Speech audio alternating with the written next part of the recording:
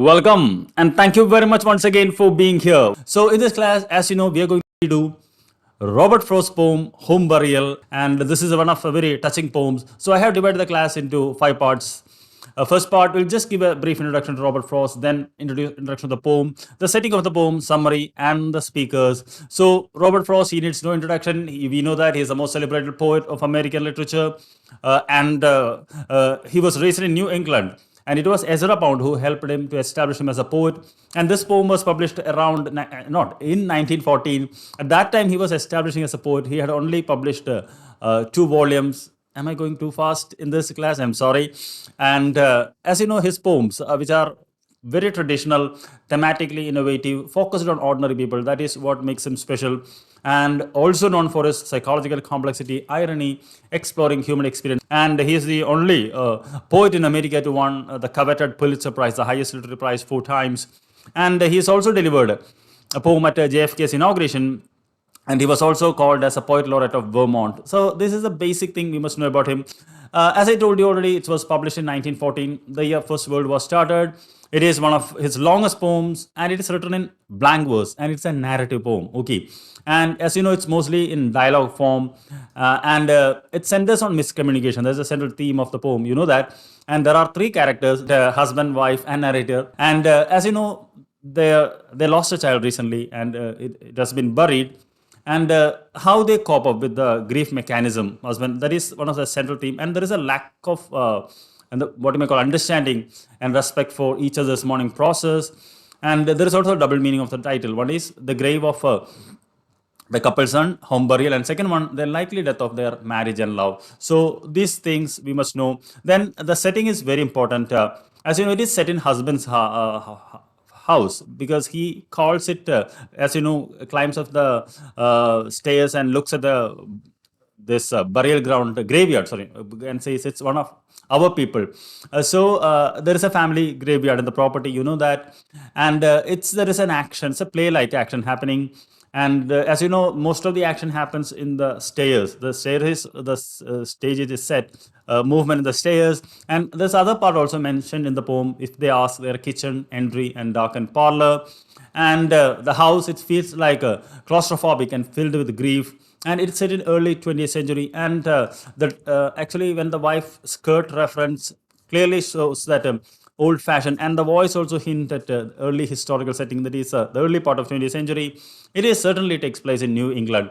And now we come to the summary. Remember, there is not broken into stanzas, but for our convenience, I have divided into 6 sections. It's purely for our convenience. As you know, first is a setting, and as the wife is standing at the top of the stairs, the husband is standing at the lower part of the stairs, and wife is staring outside the window to the graveyard. And as you know, she is consumed by grief. Her husband asks, "What are you looking at?" But as you know, in the second part, she is not ready to reveal that. But the husband goes up and says, "I know what you're looking at," and her response is very cold. Okay, suddenly her face turns to dull. You must have read the poem. And the third part, the husband tries to comfort the wife, and but the wife accuses him, saying that I have seen you, how you dug the grave. And the stoic nature of the husband, it cannot be accepted by the wife. And but the husband defends himself that can't a man speak of his own grief, can't a man tell about his own baby's death, child's death. I just forgot the exact line, but please pick it up from the poem. Then he says, I also have feelings, but I don't express it the way you do. And the fourth part, it continues. They convince each other. They are actually husband tries to convince that they are both grieving in their own ways, and she tries to go. So he says, "Don't go to this time to anybody.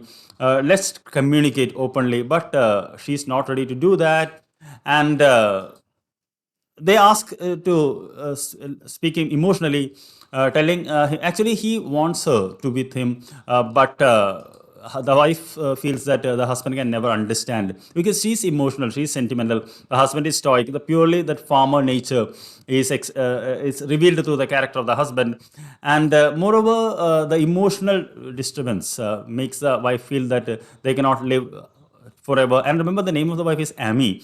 And the poem, as you know, concludes with the wife saying that I will leave. I'm leaving, but the husband desperately trying to stop her. And she's at the end, there is a powerful that I will bring you back. So there is what you may call a threat of use of force.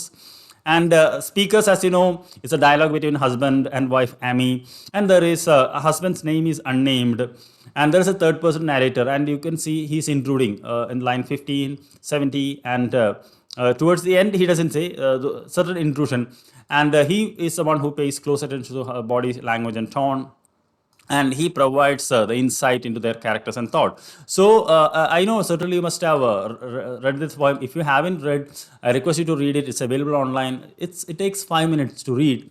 So if they ask a question from a line or something, so that you can easily pick it up. So that is what I think the basic thing we must know about home burial.